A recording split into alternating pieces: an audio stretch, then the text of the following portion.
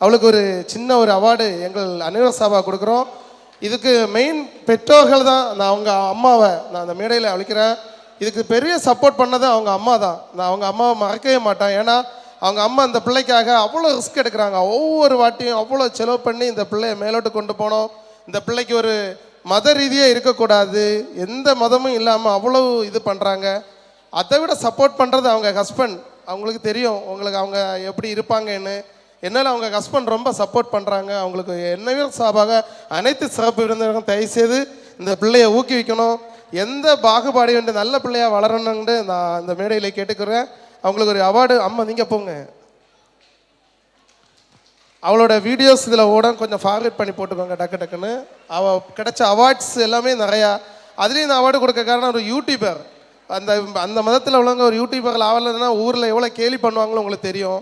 அத்தனையும் தாண்டி அந்த பிள்ளை வளர்ந்துட்டுருக்கா. அவள் அழகாக இருந்தாலும் இன்னும் மேல் மேல் வளர வளர அவளுக்கு எவ்வளவு கெட்ட கமெண்ட்ஸ் கிடைக்கும்னு உங்களுக்கு தெரியும். அந்த கமெண்ட்ஸையும் தாண்டி அவள் மேலோட்டு வருவா. எந்த ஒரு ஜாதி மதம் இன்னும் வேறுபாடு என்று தெரிகிற ஒரு நல்ல ஒரு மாணவி. ஏன்னா உங்களுக்கே தெரியும், என்னோட கூட்டாளியோட பேர் தெரியும், ஸ்ரீ பத்ரேஸ்வரி நாட்டியாலயா அப்படிங்கிறது. என்னாலையும் அவங்க ஒரு இந்த ஒரு அந்த அதையும் தாண்டி என் அகாடமிக்கு முதல்ல அவங்க ஒரு ஆள் எங்கள் அகாடமிக்கு வரலாம். எனக்கு ஒரு பெருமை. நன்றி நன்றி நன்றி அகனசாமி. நல்லா வாழணும், நல்ல பிள்ளைய பழகணும். நமக்கு கடைசி வர உன்னோட கல்யாணத்துக்கு நான் வருவேன், கண்டிப்பாக இருப்பேன். ஏன்னா என்றும் உனக்கு பிளஸ்ஸிங், அம்மா அப்பா ஆசீர்வாதத்தில் நீ நல்லா இருக்கணும். ஓகே, வாழ்த்துக்கள்மா. அடுத்தபடியாக நான்